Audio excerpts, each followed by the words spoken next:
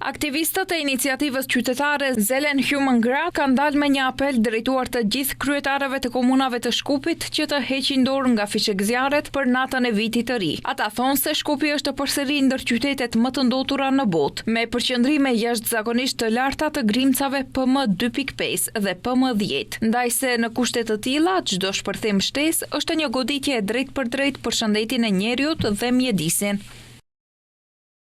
Ne përsjellim mesazhin e qindra bashkëqytetarëve që na shkruajnë çdo ditë. Nuk duan fishekzjarre për natën e vitit të ri askund në Shkup. Si zyrtar publik të zgjedhur nga qytetarët, ju keni detyrimin t'i mbroni ata nga ndotja, zhurma, ngacmimi dhe përkeqësimi i shëndetit dhe kafshët nga stresi, paniku dhe vdekja e mundshme.